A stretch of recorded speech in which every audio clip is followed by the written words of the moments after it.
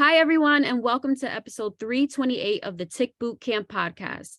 The title of today's interview is Migraine Solutions, an interview with Dr. John Allocca. My name is Tiffany Perez. And I'm Richard Johannesson. Dr. Allocca was a really cool guy. He's a medical doctor who, as a result of going on a Lyme disease journey, came up with a 3-point wellness and healing program that he's offering to the community. Yes, and Dr. Allocca from Long Island, he's a medical doctor who has suffered from Lyme disease. And he talks about how he overcame his migraines with some solutions that he discovered. And Tiffany, he's also a prolific author where he's published over 60 books. So without further ado, we're really excited to introduce to the Lyme disease community and to the Tick Boot Camp community, Dr. John Allocca. Well, welcome, Dr. John Allocca. I'm happy to have you here. My name is Tiffany Perez. I'm actually a tattoo artist here in New Jersey, and I've been tattooing for over 14 years now. I just actually found out I had Lyme disease this year, and it has been pretty difficult dealing with it, especially as a tattoo artist and sitting down for long hours and being a business owner. So I definitely understand what it feels to have those symptoms of Lyme disease and the struggles and challenges that we all kind of deal with, dealing with this disease.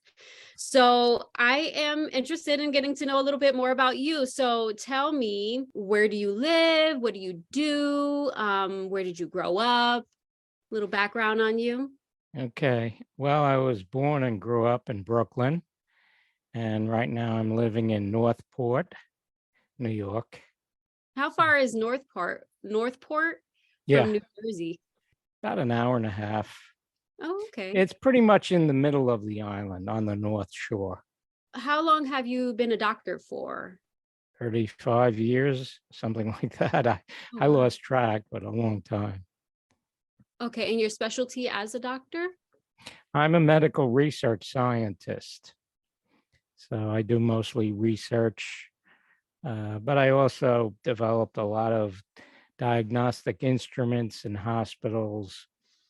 That was my business for a while, was medical instrumentation. I worked in hospitals, building them and designing them. Then I went into my own business and designed, built them, and went bankrupt. Probably going to get an award for being the world's worst businessman. No. And in 1990, I suffered from migraines. I mean, Lyme disease was not the only problem I ever had, but I suffered from migraine headaches since I was a young child. For many years, my colleagues were saying, "Oh, sumatriptan's coming on the market. Sumatriptan's coming on the market. It'll cure your migraines." And I couldn't wait. And I finally got one of the first doses that was put on sale, and I almost had a heart attack from it. And I still had the migraine. And I said, "Wait a minute, something's wrong here." So I started doing some research into migraines. I said, I'm a research scientist, so let me check this out and see what's going on. So I built a biochemical model, which is something I did in graduate school. I modeled biological systems. So I said, well, why don't I create a biological model of migraines? So I did. And once I had that, I knew where to plug in and what was causing it and so on and so forth. I mean, most of the drugs on the market today, they say they don't know how it actually works. It just works. Right. So my model showed exactly how migraine works. And so I saw, I don't know how many patients since 1993, but many, many patients, published several books. And that was what I was doing. But also the work that I did on migraine also applies to depression. So it's the same program, migraine and depression. Really? And so I published 2 books. One book is for doctors, and one book is a guidebook for patients to follow. So people can do it on their own, using the patient guide, or they can consult with me. Mostly people in Europe and Australia and places like that do they purchased the guidebook from Amazon and they just do it on their own. Wow. Okay. So you're saying that with what you've learned from migraines, that you can actually follow a guide to help get rid of migraines? Well, no, it prevents migraines. Prevents it. Okay. Yeah. Does it have to do with blood thickening? I'm just curious. No. No, not at all. Okay. Okay. No. I'm sure there's a lot behind that, but it's pretty interesting because you hear Actually, about. what Go ahead. happens is, see, migraine and depression are very similar mechanisms. And what happens is the brain is the most important part of your body. Okay. So getting blood to the brain is more important than anything. Your feet can fall off, but the brain has to have blood. So there's a part of your brain called the hypothalamus that regulates blood flow. And it actually regulates blood flow between the left brain, the right brain, the visual cortex, and then the peripheral circulation. And that's why with migraine, you get it on either the right or the left side. Sometimes it could shift. Right. It's the most misunderstood neurological disorder there is, because a lot of people think they got a severe headache and it's migraine. It's not. A lot of times it's sinus, and it's misdiagnosed as sinus. So with migraine, though, it's one side of the head or the other. And of course, it's severe Right. pain too. What happens is the hypothalamus regulates blood flow between the left and the right side. And so if there isn't enough, it's going to shift the neurotransmitters over to one side of the brain. And then eventually it'll shift it back to the other side. So it's a Do you very complicated process, but I'll ask some more questions about that in the end, but I just want to know something. Do you think that ocular migraines are similar to just regular migraines, or yeah, they're different yeah, things? they, It is they are. similar. Yeah, Okay, they're 'cause I similar. just had one today and I was wondering Uh, what just happened. did you have the visual scotometer Yes, yes, and the scintillating? Was it scintillating scotometer? yes, it was. Yeah, So that has to yeah. do with blood flow to the brain. Right.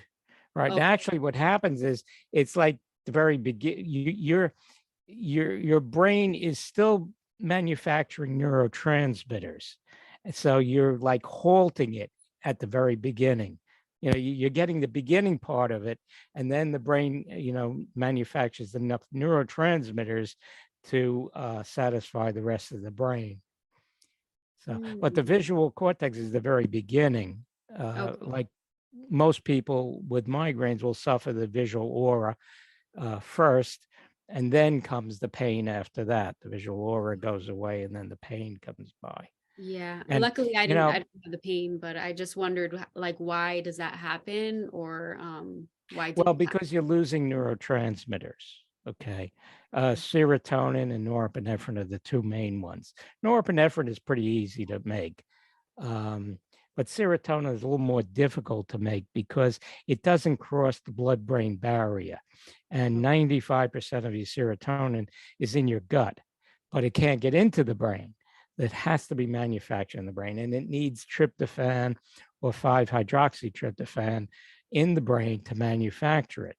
And tryptophan is difficult to get into the brain because it's like trying to get a taxi cab in New York City. There's like a lot of people who want to get into that taxi cab. Yeah. Well, it's the same thing with tryptophan. It competes with large neutral amino acids and fatty acids to get into the brain. So it needs that carrier, an albumin carrier, which I kind of relate to a taxi cab. So everybody wants to get on this taxi cab.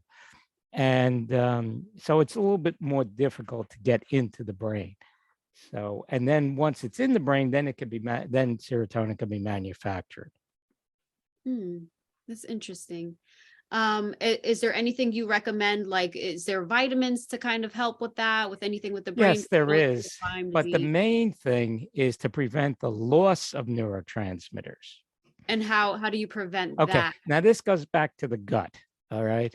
Okay. There's a chemical which you probably have heard of called tyramine, not to be confused with tyrosine. tyramine, which is in aged cheeses and stuff.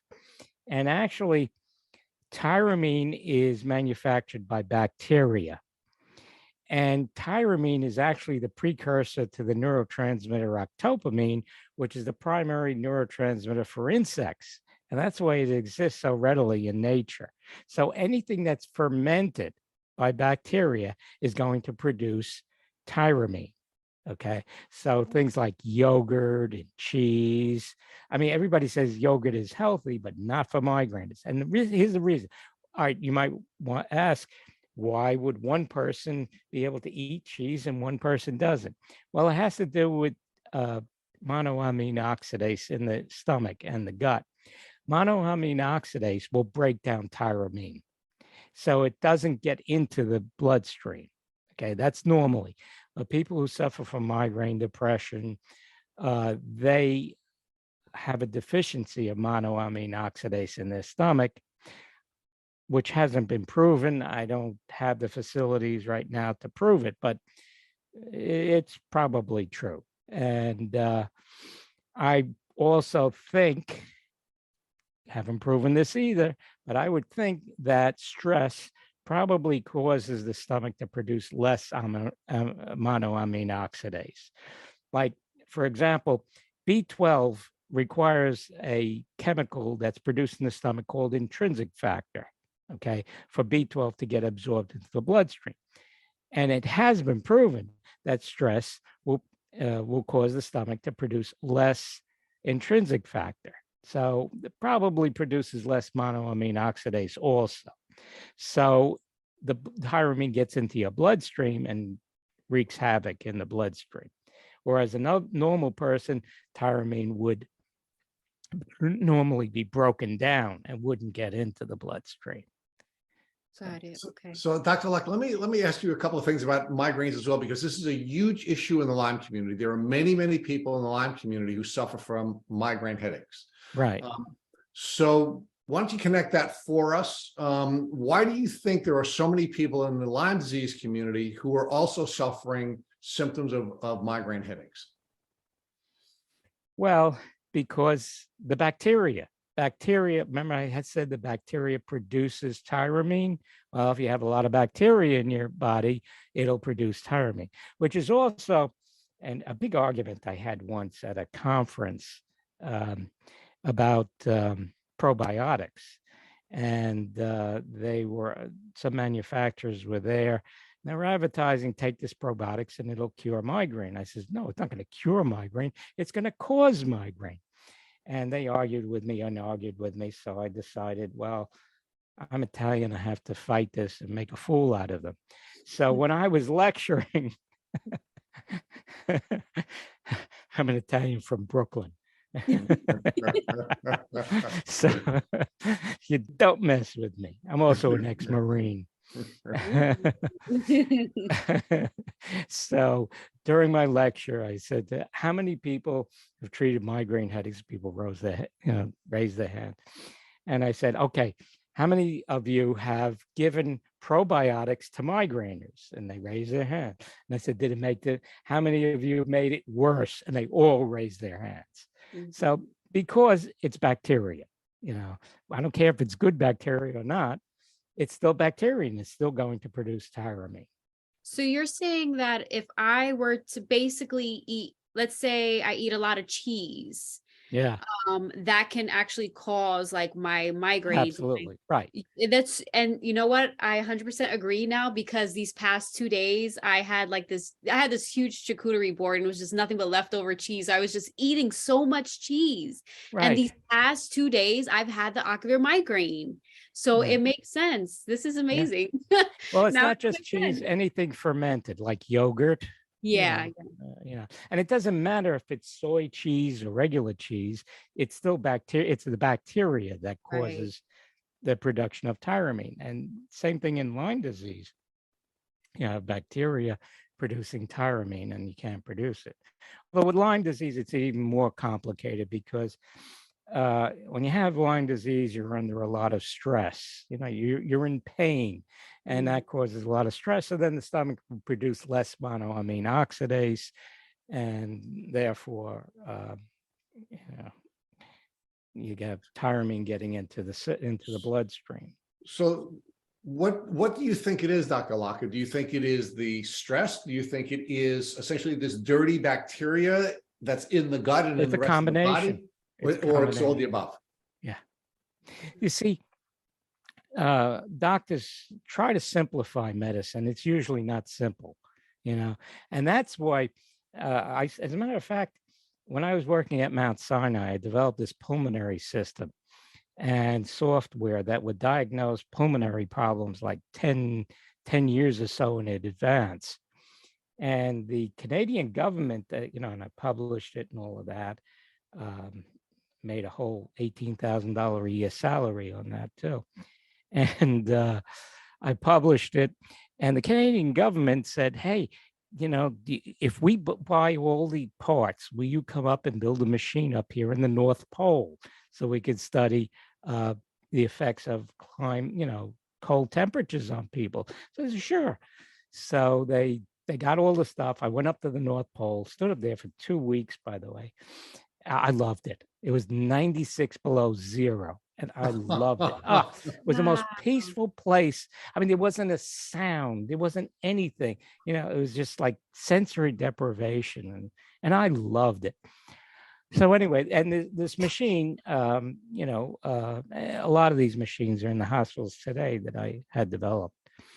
And everybody thinks I'm rich, but I made like $18,000 a year salary.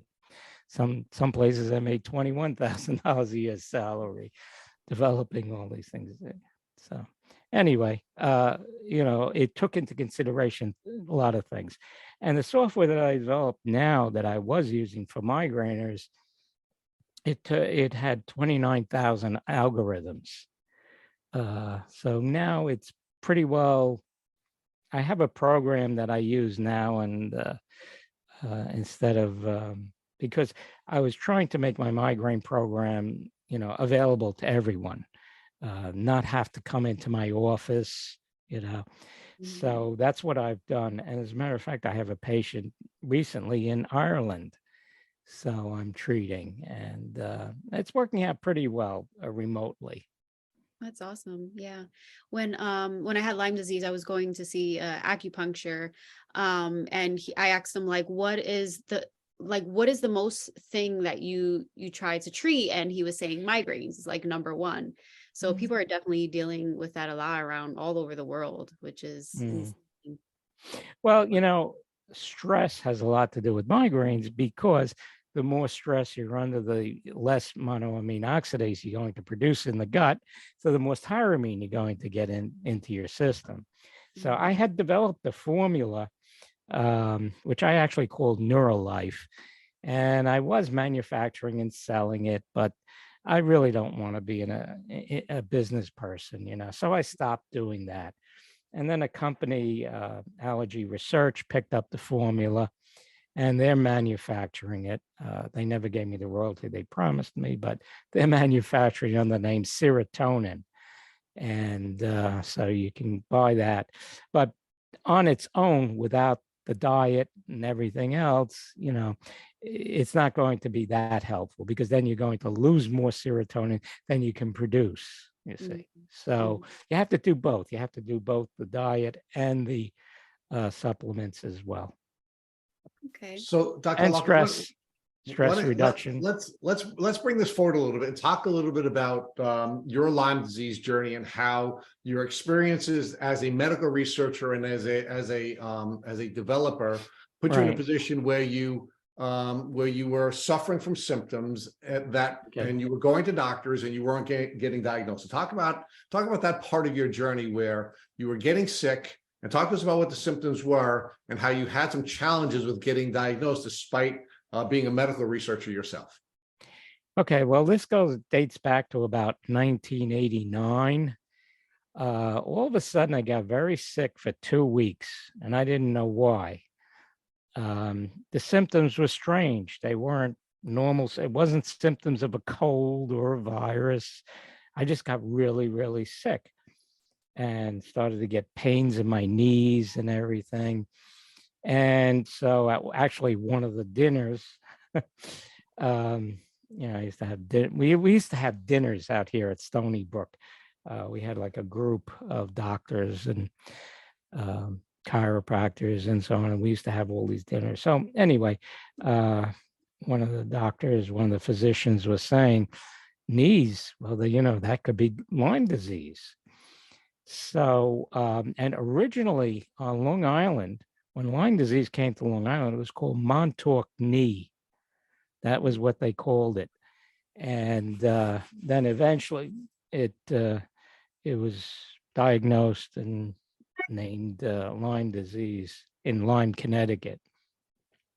So it traveled by the birds. It was the birds that brought the deer ticks to both Montauk and Connecticut.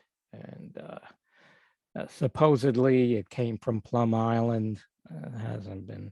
That seems to be controversial. But anyway, the birds brought it to both Connecticut and Montauk. So anyway, and I was going to go see them and go, a whole bunch of tests, and I kind of declined the lumbar punctures and all this kind of stuff that they wanted to do. And I mean, I've been to medical school, so I know what happens if you do it wrong. You cut the dura by mistake, you tear it, and I mean, it's some doctors are very sadistic, so I declined doing that. And I used my own blood to calibrate my microscope, and one day I saw all these spirochetes, and I kicked myself because it was the one time that the camera wasn't connected to the microscope. So I don't have the videos, but I'll have to tell you that it's the most violent bacteria that I have ever seen in my life. I mean, it just knocked other cells out of the way. Unbelievable. I have never seen anything like that in my entire career. And of course, it's a spirochete, it's a spiral, but it kind of went like, it moved in a V shape like this, which is very weird. So there's only two things that really have spirochetes, and it's either syphilis or Lyme disease. And if you had syphilis, you would have genital lesions and so on and so forth. So I knew it wasn't syphilis. Besides, it was the knee pain that I had. So I immediately went on antibiotics. And I've been on. What was the time gap between when you had this 2-week illness and the time that you were ultimately self-diagnosed with Lyme disease, when you calibrated your microscope and saw the spirochetes? It was probably a year, I would say. I'm guessing. Probably, and we're going back to 1989, so a long time ago. So did you talk with any of your doctor colleagues between the time that you had your 2-week illness and the time that you finally saw the spirochetes in the microscope? And and did you ask any of them to diagnose you with whatever it is that was ailing you during that 1-year period prior to the diagnosis? Well, don't forget, back in 1989, Lyme disease was almost non-heard of. It was just starting. And like I said, they originally called it Montauk knee, and they didn't know what it was. And so, but when I saw it in my microscope, right away I got a prescription.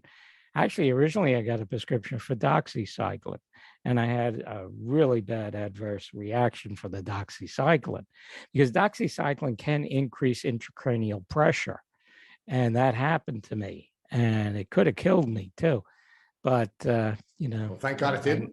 I knew enough to stop it right away, and I knew all the symptoms of intracranial pressure because that was another thing I did. I invented a non-invasive intracranial pressure monitor many years ago.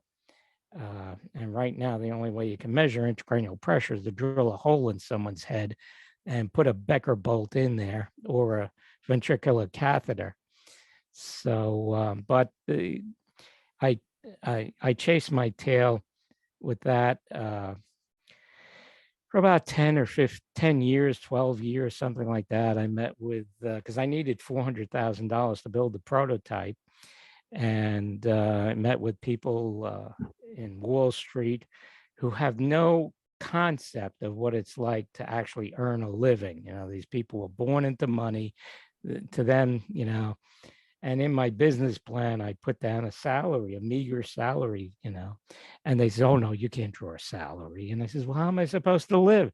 And they said, well, find a way, you know, because they have no concept of what it's like to work from paycheck to paycheck. Yeah. Anyway, the story I got was build a prototype, improve it, and then we'll give you the money. But I need the money to build the prototype to prove it. You know, so I chased my tail for like 10 years like that and got nowhere till finally I had this clinic in Oyster Bay, and I had this somebody call me because I had this machine that I developed that rehabilitates nerve functions, and sold a whole bunch of those. And I had somebody call me up and said, you know, my husband has trigeminal neuralgia so bad that he's in tremendous pain. He just, you know, do you think your machine would help? And I said, well, I haven't tried it on anybody with trigeminal neuralgia, but you have nothing to lose, doesn't hurt. So he came in, and it was a 45-minute treatment. And by the time 45 minutes was over, he was cured. No Wow. way. So he says, well, he says, where'd you get this machine? He says, I've been looking all over for, you know. So I went into it and I talked about the intracranial pressure monitor and how I'm trying to get it financed. He says, look, I have a bunch of friends who are investors. Let me set up a meeting and you can talk to them. So they actually said to me, well, you know, this is unproven technology. And we have a friend at MIT. Could we send him, you know, all your information? He'll sign a disclosure and all this kind of stuff.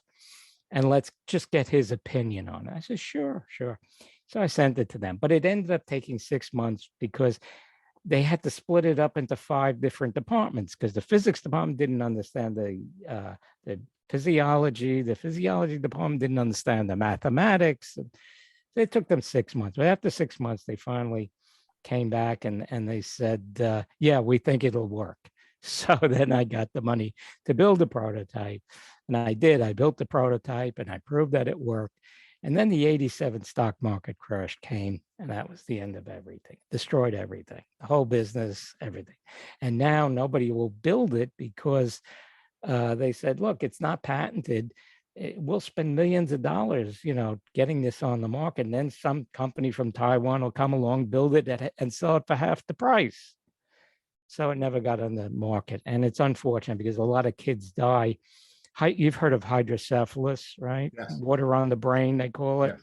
Yes. And usually most of them die. It's very rare for them to survive. And this would have been a screening device.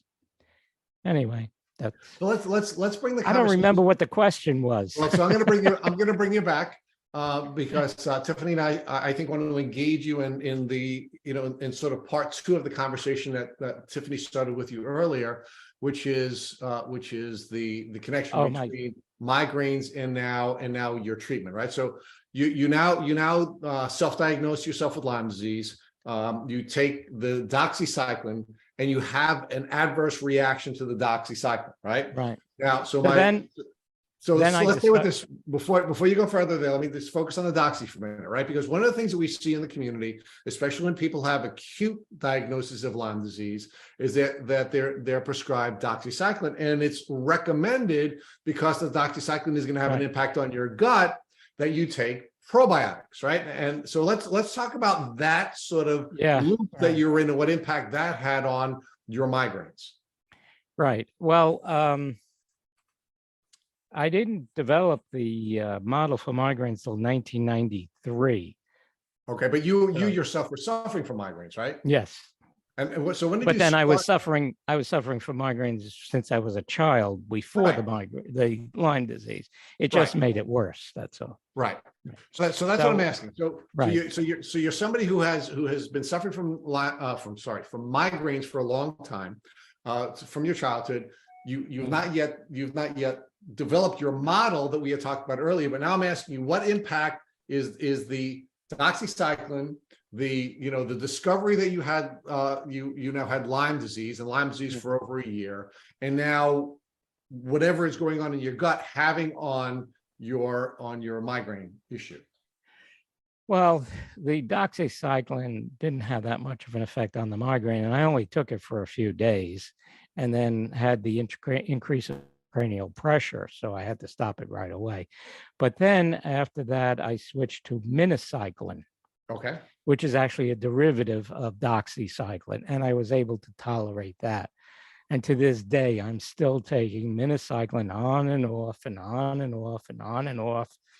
And I just read a report, a paper that was done at Stanford University, and they said that most of the antibiotics don't kill the bacteria. All they do is suppress the growth. And they did find one antibiotic called the azulin or something like that, that did kill the bacteria, but it's something that has been taken off the market many years ago. A lot of times products are on the market, they don't sell that well or whatever, and they just die out. They just stop making them. So that one product is not on the market, unfortunately. But that they found did kill the Lyme. So there's, at least they're on the right track now of finding what can actually kill the bacteria. And that's what, and it makes sense. Like I said myself, I'm on and off the minocycline. And all it's doing really is not killing the bacteria, but it's suppressing the growth so that my immune system can take over. But one thing about Lyme bacteria is it's really sneaky. It doesn't stay in the bloodstream. And that's why a lot of the tests don't show up, because what happens is it hides out in the tissues and the cells. And so it does, the antibodies that it produces don't always get into the bloodstream. And that's why a lot of the tests are not accurate. They say the tests are not accurate. Well, it's not accurate because it may not be in the bloodstream at that time. So that makes diagnosis whole level of difficulty more. So let me ask you another question about the migraine headaches and neurological Lyme, right? So we know that that Lyme will pass the blood-brain barrier. We know that actually the use of antibiotics actually makes it more likely that the Lyme bacteria will pass the blood-brain barrier and enter into your neurological system. What impact do you believe that having the bugs in your brain will have on the migraine headaches? Well,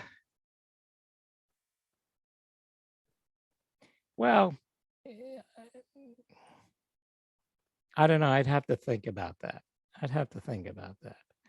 All right. So let's come back. Let's come back and talk about the hypothalamus, because it's one of the things that you talked about with Tiffany earlier, right? And we spend a lot of time here on this podcast talking about the HPA axis. Yeah. And the impact that has on stress, right? And triggering the fight or flight response. So you indicated that the hypothalamus, which is the H of the HPA axis, is the part of the brain that is going to determine whether or not the blood flow is going to go to the left part of the brain or the right part of the brain, and that plays a vital role in or other parts. Okay, well, so talk to us about the HPA axis and the impact that you believe Lyme disease and the Lyme bacteria is having on the process of the HPA axis and triggering of the hormones, which may in fact be what's causing the migraine headaches. Okay, it's not that simple. There's several things in play here. Okay, first of all, the pain causes stress. Okay, so and not feeling well and all the other problems with Lyme causes stress. Now the stomach produces less monoamine oxidase, and now tyramine gets into the bloodstream. And tyramine can get through the blood-brain barrier as well. So Okay. it's really the high quantity. It's more the high quantity.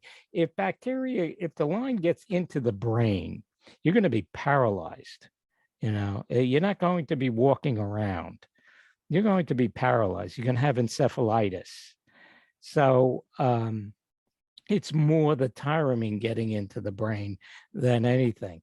And tyramine is just, it's a nasty substance. It just causes havoc on everything. It causes blood vessels to dilate. It causes a loss of serotonin and sometimes norepinephrine as well. It'll even displace neurotransmitters in the junction, the tyramine. It'll just kick the neurotransmitter right out of the junction and displace it. So do you think that that could be the basis of brain fog? Sure. Absolutely. Yeah. So one more question I want to ask you before I let Tiffany take you a little bit further on the journey. And let's talk about the vagus nerve or the vagal nerve and the impact that sort of the gut has on the vagal nerve and the impact that that's now having on your brain. And does that have an impact, do you believe, on the triggering of migraines? Well, the tyramine will have an effect on all nerves, all of them throughout the body. So, yeah, it'll affect the vagus nerve. It affects every nerve that it comes in contact with. So It's Dr. a Lenoir, nasty substance. okay, so now let's move forward a little bit further in your journey and talk to us about how you began to treat Lyme disease. Now that you have this diagnosis, you have your challenges with the doxycycline, you're now using minocycline. How does that affect you, and what kinds of things do you pivot to after you finish your course of the second antibiotic?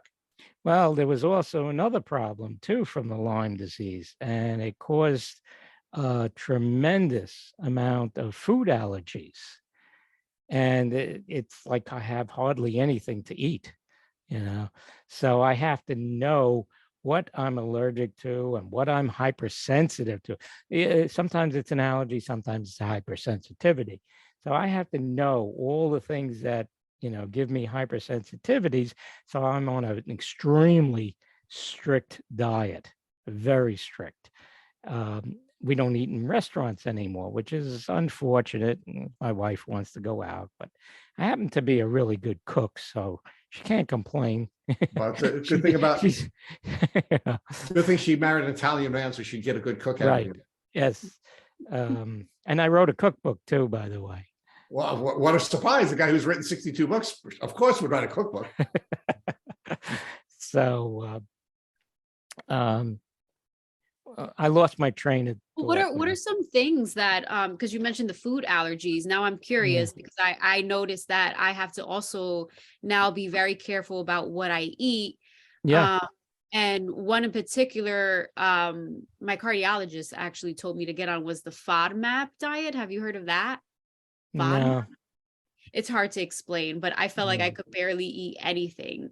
So what are some things that you definitely always avoid eating because you feel like it might something up?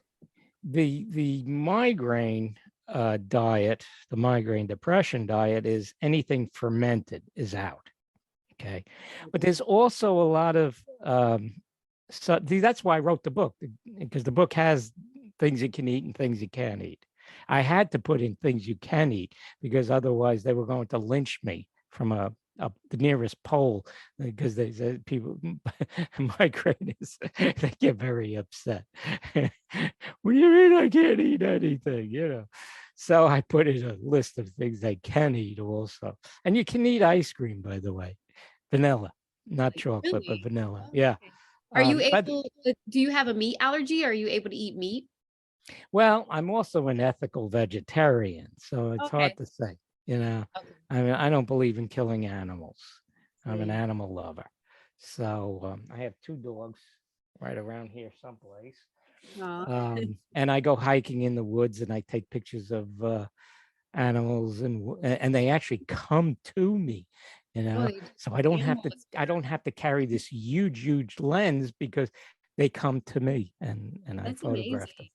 Yeah, that's all part of the journey, the photography part, because you know you have to understand, if you have Lyme disease, you're probably going to continue having it. You may not get cured in this lifetime. So how do you deal with it? So that's why I came up with this whole thing with the photography as a path to healing.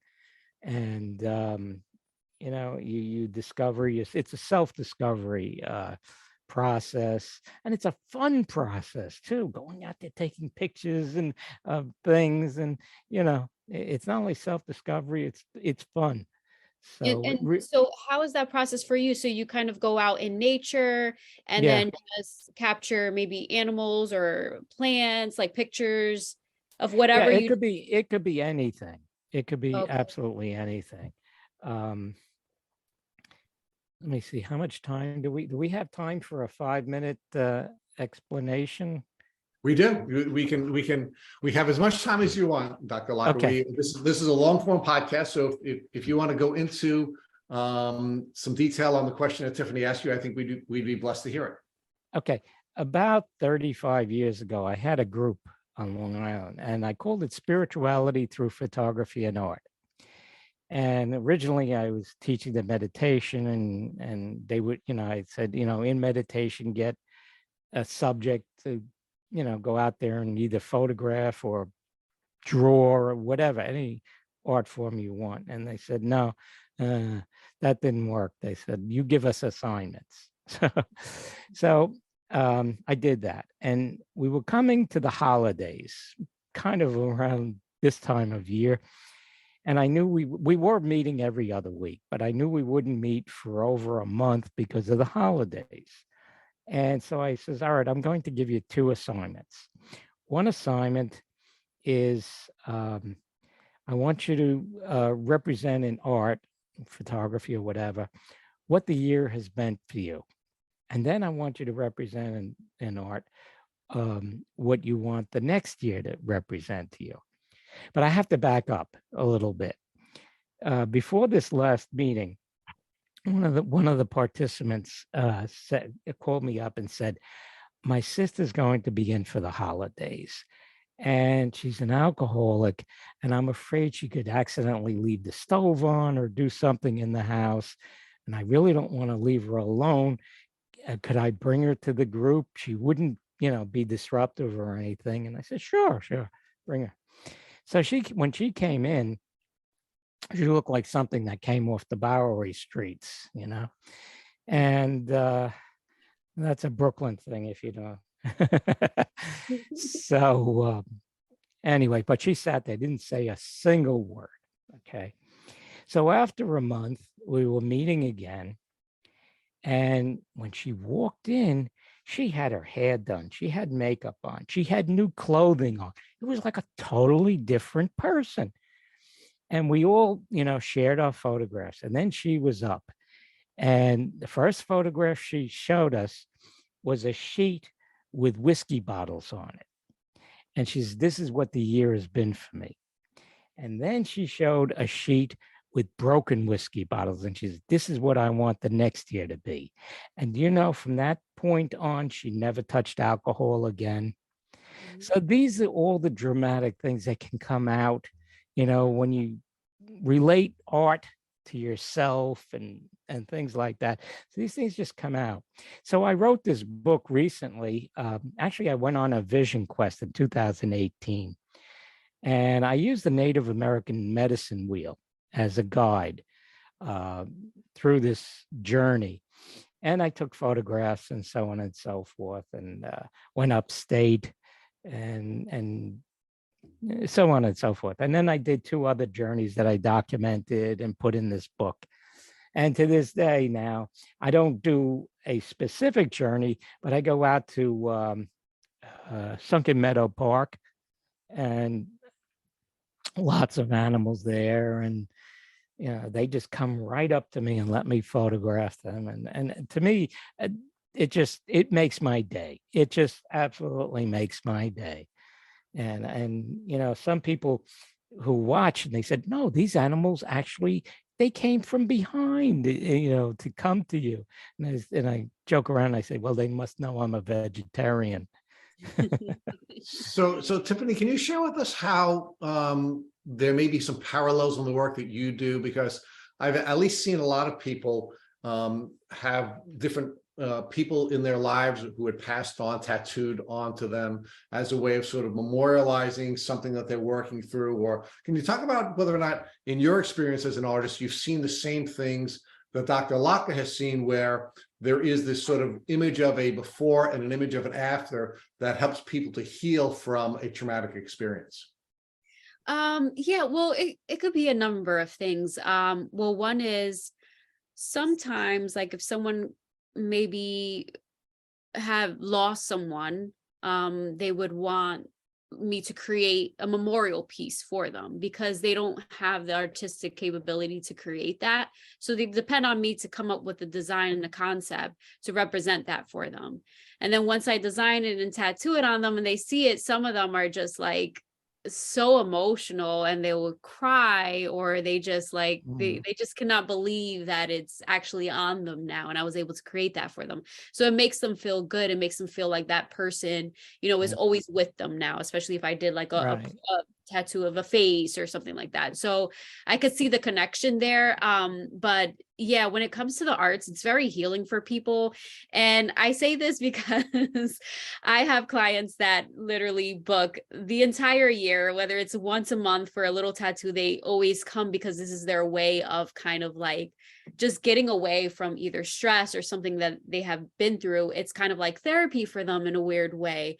But I don't know. I think it's awesome, like with the whole photography thing, and even how the animals come to you and how this is something that makes you feel good inside, especially when it comes to Lyme disease. I mean, it's a very traumatic experience, at least for, you know, for me, and the stress that came with that. And I was trying to figure out different outlets and ways to be able to express that or just release what I was feeling inside. So that is just like amazing. I mean, I went on your website, I saw a couple of photos. I'm not sure if they were the ones that you actually took, like the birds, and I saw like a bird on your page with photography. So I'm not sure if you took that. Yeah, No. I mean, anything that's on my website, I took. Yeah. Oh, okay. Oh, that's amazing. It's That's amazing. now, which website are you talking about? Is that the Dr. John photography? It might have been. I have to double check and see, but yeah, I definitely saw like some Yeah. photos there, so I thought that was pretty nice. So, of course, one of the things that we've started to develop together is that stress is going to have an impact on your capacity to heal. It's going to have an impact on you neurologically, and it's certainly going to have an impact on the likelihood of you suffering migraines. So can you talk a little bit about how art can be the vehicle for helping people to reduce stress, either because it's helping them to understand and process some of the challenges they're dealing with, or they can use art as a vehicle for gaining insight into how they can overcome their challenges and therefore have a reduced level of stress because they're now emotionally working through the path that they're going to take forward? I guess I could sum it up by saying that it connects people to joy. You know, what makes them feel joy? And then once you know, don't forget, when you feel joy and all the brain produces oxytocin, and which is, you know, they call that the love hormone. And oxytocin is not only elevates your mood, it also is it's like an endogenous opiate that actually relieves some pain. So you know, if I had the Buddha as a student, he wouldn't have had to wait all those years to be enlightened. So you're arguing that the feel-good hormone of oxytocin, which is the drug of connection, has this dual function of both giving you this feeling of euphoria and at the same time reducing pain, so that you have both the capacity to both emotionally and physically heal as a result of the triggering of the hormone. And then there's also therapy in between. Like I get really, really bad, and then I start getting the headaches and extreme fatigue and pains in my joints and everything. So then I go on the antibiotics, the minocycline, and I'll go on it for about a week. Usually about a week will work for me, and then I'm okay again for maybe another month or two. But then it comes back again, and I have to keep repeating it. But at least I'm aware now of my symptoms and what I need to do for it. Now, are there any particular events that are going on in your life where you are seeing a connection between life events and the reinvigoration of the bacteria, which you then are treating with the minocycline? Yeah, I don't think so. No. Now, you also have a nutritional practice, or a nutrition practice. Yes. Can you talk about what kinds of changes you've made to your diet and your dietary habits to try to support your immune system in this battle with Lyme disease? Yeah. Well, I do take supplements. I take 10,000 units of vitamin D every day. I take 50 milligrams of zinc every day. And, the other normal multivitamins and vitamin E and, the usual kind of things too. But the vitamin D and I also, haven't, knock wood, got COVID too. So, I kind of look at it, well, there's no room for a virus. The bacteria is in there. The Lyme is taking up all the room in my body. So, but yeah, zinc and vitamin D will definitely help your immune system. 10,000 units of vitamin D a day and 50 milligrams a day of zinc. Are there any other tools that you're using to either support your immune system or to help your immune system to manage the level of the Lyme bacteria? No, just the antibiotics. I guess when the bacteria becomes overwhelming, I have to resort to the antibiotics. But then, I don't have to take the antibiotics for 6 months. I just take them for maybe 5 days, and then I'm okay. So, it's only a little bit of antibiotics that I have to take now. So one of the things that I'm a little concerned about is you're sharing with me this, we call this the antibiotic loop, where you go on antibiotics and it reduces the microbe level, and then you go off the antibiotics and the microbe level comes up, and then you on the antibiotics again and the microbe level goes up, it goes down, and then you're sort of looping on and off of the antibiotics. And I'm concerned about whether or not you believe that you may be causing the bacteria to adjust to the antibiotics, and therefore making the antibiotics less effective as a tool. I don't think so, because I don't use them that often. Like I said, I use it for 5 days. I know a lot of people who are on antibiotics for years. I only use it for 5 days. I just need, because I'm doing all the other things, I just need a little bit of help now and then, and the antibiotics, just 5 days worth of minocycline at a very low dose too, 50 milligrams twice a day for 5 days. And that's all I need. And then I'm in better shape again. So one of the things we learned from Dr. Joseph Bioscano, the famous Lyme doctor from Long Island, who actually started his practice way back when you were initially diagnosed with Lyme disease, is that if you don't get movement, you will not heal from Lyme disease. That exercise, healthy exercise with the proper type of movement is vital to healing. Have you found that you've had to engage in some sort of a formal exercise in order to be able to stay healthy and manage your disease? Well, I've done that my whole life, but Berescano is correct, yes, because what happens is, especially with Lyme disease, you get fluid building up in the joints.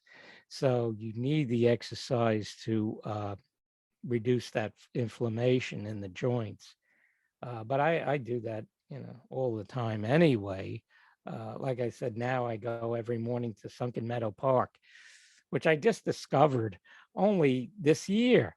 We used to, I had a house up in West Hurley, Woodstock, and for 3 years, and I loved it up there. I absolutely loved it. I was going hiking every day in the woods and everything, and had to move back to Long Island because I couldn't earn a living up there. So, we would go up maybe 3, 4 times a year, and I would hike and take pictures and do all those things. And then all of a sudden, I discovered all these parks. Discovered Mackinac Nature Preserve. I discovered Blydenburg Park. I discovered Sunken Meadow Park. Right here, well, everything is within 15 minutes of my house. So now I go every morning. That it's not raining. If it rains, I don't go.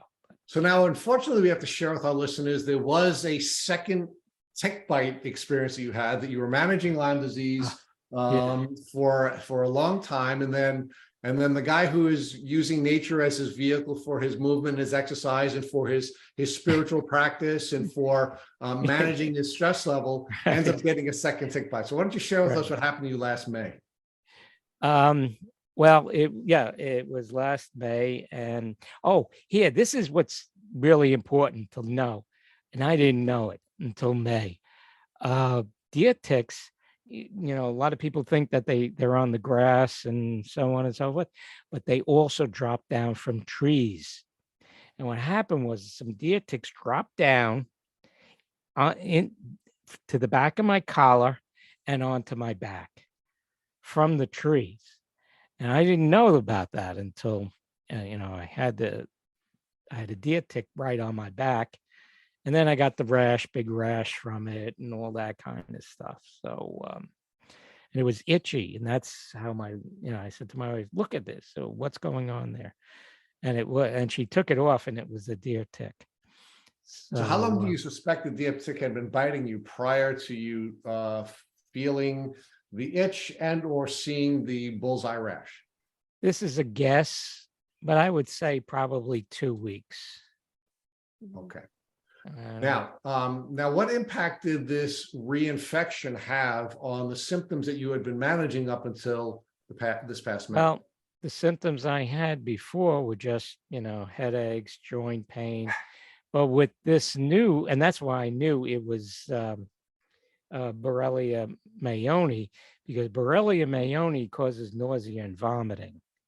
And I usually never get nauseous, and like I can drink a whole 8 ounces of water and not get nauseous from it. But I was vomiting my head off, and it was just horrible. Plus the joint pain and everything, and then noticing the deer tick. So I knew right away it was Borrelia mayoni. I didn't even go for any tests. I just started taking the minocycline again, and this time I took it for 5 weeks straight before the symptoms started to alleviate. Okay, girl. Yeah. And did you have any symptoms other than those that you just described, meaning the nausea, or were there any other additional symptoms that you were suffering? Well, I had already been suffering the joint pain and such, which, by the way, you see my hands? Maybe our listeners cannot, but you did wiggle your fingers. Okay. 10 years ago, I love the piano, and I started, taking lessons and playing the piano, but I had to quit because if I folded my hands, they would lock in place, and I couldn't open my hands unless I took my other hand and opened it. So if I try to play, my fingers would lock. And now there's no sign of any arthritis in my hands. So, I'm doing something right. What do you attribute the success to with your resolution of the Yeah. arthritis that you had in your hands? Well, I'm doing a lot of things. I also developed something called brainicity, and it's on my website. And this was 30 something years in the making. And I've analyzed, I don't know, thousands and thousands of EEG patterns and people's responses in their EEG patterns. And I developed this system called which I now call brainicity. And it develops neural pathways between the left and the right halves of the brain. So, and I've taken people who've come into the office to try it out in the study, and they were so upset that they could barely sit. And then after 20 minutes of this, they were just completely mellow. So I'm doing that. I'm doing the nutrition. I'm doing the diet. I'm doing the exercise. I'm doing everything I can do. And, it's working. Something is working. Maybe it's the combination of everything. Maybe it's just one thing. I can't say. So talk to us about your website and the program that you have been offering, which includes brainicity, because you actually have a 3-part system that you've been offering to the public, and it looks like this is something that you've been using on yourself. I guess some of it developed before your journey with Lyme, and some of it is continuing to be developed as you continue on your Lyme disease journey. I had the brainicity, and I had the I call neurological nutrition separately, and actually it was a VA grant, a grant from the Veterans Administration. It was actually a contest, not a grant, but anyway, about suicide prevention. And depression is what causes suicide. So if you can, decrease depression, so I had to put together a proposal. And I said, you know what? Let me make this whole thing a 3-part program. The first part being the neurological nutrition, okay, to balance the neurotransmitters. The second part being the brainicity. And the third part being the photography as a path to healing. And because a lot of times everybody focuses on one thing, and one thing doesn't always work for every single person. Sometimes one thing will work for one thing, it won't work for another person, and so on. So I put together this program, and I called it the 3-point wellness plan. And I put it together, that proposal for the VA, which I didn't get the grant or anything. But anyway, I decided, well, let me revise what I'm doing and put it all together in one plan and call it the 3-point wellness plan. And then I wrote the book, the 3-point wellness plan, and all the information on all 3 are in that book. So now, does the 3-point wellness plan sounds like it's a plan that helps you to manage your emotions. It helps you to manage the physiological symptoms, and it helps you to deal with the spiritual elements of a disease. And let's talk about those 3 prongs of Lyme disease, and talk about how your journey through Lyme disease put you in a position where you had more insight into the 3 different elements of the human being, and how it was important that all 3 elements be considered and treated so that you can manage this disease. What was the question? my question is that you created this 3-point program. Yeah. Well, I didn't create it for Lyme disease. I just created it for general health. I understand, but now of let's course, apply. The main focus was on people with migraine and depression. Right. That was the main focus. But originally, when I was working with Allergy Research Group, the manufacturer, the guy who owned it, Stephen Levine, said I wrote the book Migraine, and he says, no, he says, he says, because you wrote the book Migraine, but you have all these other things included in that book. He says, you need to retitle it as neurotransmitter something or other, and include migraine and depression and fibromyalgia and all these other things that have something to do with neurotransmitter functions. So each part of this wellness program has something for somebody. um, and I think it's the combination of all three that really will bring things together. Maybe I'm wrong, I don't know. But it But sounds like you're that's right. It does sound like you're right. And the reason it sounds like you're right is in order to be able to have a healthy immune system, you're Mhm. going to have to be healthy. You're going to have Yeah. to be healthy emotionally. You're going to be healthy physically, and you're going to have to be healthy spiritually. Yeah. Well, like I told this guy, Tom, you have nothing to lose, it's not going to hurt you. So, it's not like you're taking a drug that was experimental or a vaccine that was experimental and hasn't been proven yet. And the study won't be completed until 2024 on this vaccine, and you might have a heart attack and have myocarditis or aortic dissection or something like that. This is just a program that has no side effects, other than maybe losing $30 for the book.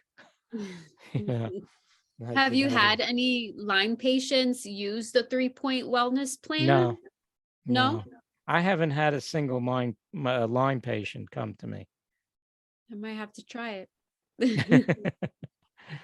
Yeah. Well, I So also wrote things too, so that people can get benefit out of it without me. I'm 74 years old. I don't know how much longer I'm going to be around, but the books will be around.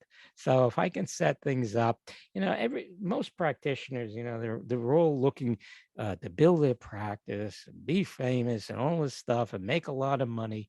That's just not me. I want to help people. And so my books, I mean, I do make money. I make, like sometimes $3, $4 on a book. And some months I make as much as $25 on book sales. So, but it's there for prosperity. And if it catches on, people can follow the guidelines in these books without me. Yeah. What is your favorite book? Oh, I don't All the know. ones Well, that you wrote. the latest, well, I mean, I'm very partial to the photography of Path to Healing, but that is in the 3-part book. Okay. So, you know, Is there a book of yours that you recommend for a Lyme patient? Whether that's the one that has to deal with the food. I think you talked about certain well, the food. 3-point wellness plan deals with it all. Okay, so It that's deals a with it all. all Yeah. okay, well-rounded one. Okay. So why don't you talk about, before Tiffany asks you the final question of the podcast, why don't you talk a little bit about your group, because you have a free group Oh, that yeah. Yeah. Yeah. that is available to folks in the community Hmm. who may believe that through photography and the photographic arts that that may help them on their healing journey. Right. I only have about half a dozen people in the group right now. And most of them are people with very expensive cameras, But I keep telling people you can use a cell phone. You don't need, it's not about photography. It's about, what you're getting out of it. So the group and the course is online and they're both free. We meet once a month, the first Tuesday of every month at 7 o'clock on Zoom. The Zoom link is not on the website. You have to email me to get it, because otherwise, you'd have a bunch of spammers coming in. So I'm hoping to get more people in this group, and especially since it's on Zoom, so it could be any place in the country, or the world, for that matter. Um, and So in the book, it's like a vision quest. Like I said, the Native American medicine wheel, and you follow. Now, I did the first journey in seasons. I broke it up in seasons. So I actually started in the spring, and then the summer, and the fall, and the winter. And there are different attributes. Like the spring has its main attribute of giving you a vision of something, and then you go around the medicine wheel to the south where you kind of face your fears and things. And no, that's the west. I got it all mixed up. But anyway, it follows that thing. Now I don't follow that anymore. I just go out there and take pictures. Whatever comes to me, comes to me. I mean, sometimes I come home without any pictures, but I still enjoyed the time being out there. I mean, sometimes I'll talk to the trees, the woods. There's one spot, that is my favorite spot. I say hello. And then all of a sudden, this is wonderful in the summer. Oh, I say hello. And then all of a sudden this wind kicks up, and oh, does that feel good when it's, 80, 90 degrees. So I know I'm a candidate for Creedmoor, but my wife comes with me and she sees it, so I do have a witness. I feel like anything with the nature, like just being grounded with nature, stepping out, and it just allows me to be more present, Oh, and I absolutely. feel Yeah. just at peace, like not Yes. distracted from the world Yeah. around me. I'm just Right. zooming. No So concrete, exactly. But I Yeah. have actually two questions for you. One quick one would be Mhm. based off of what you said in the very beginning.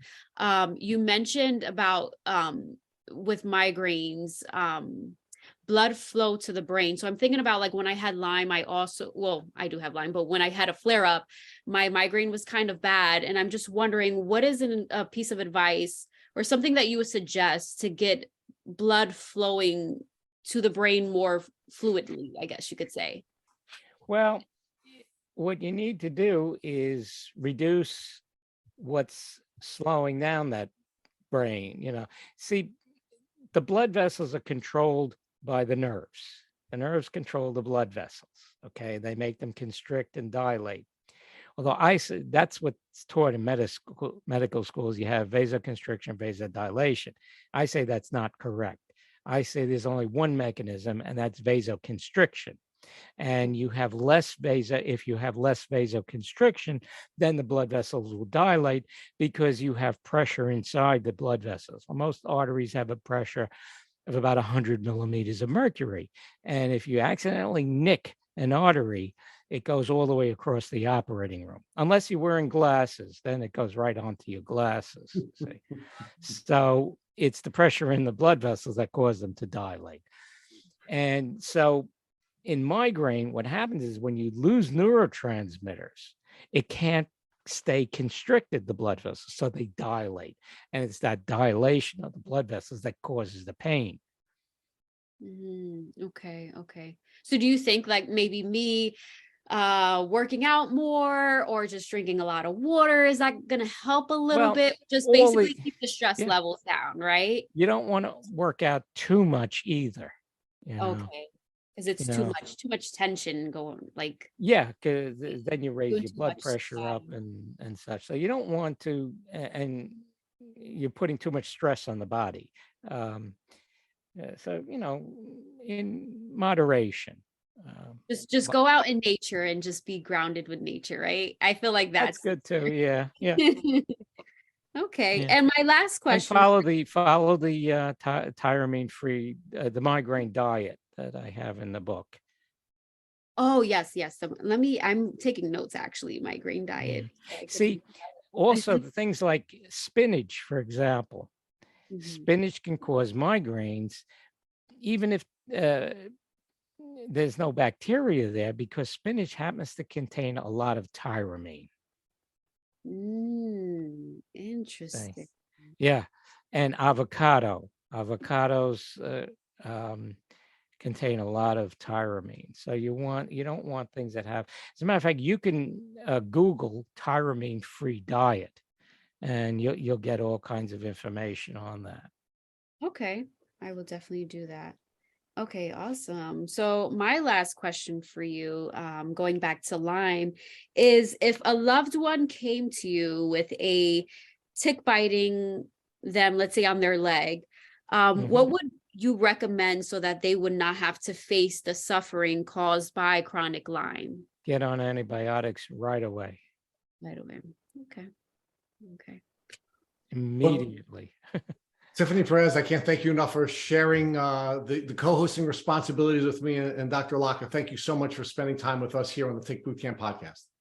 Thank you for listening to our Tick Boot Camp interview with our guest, Dr. John Allocca.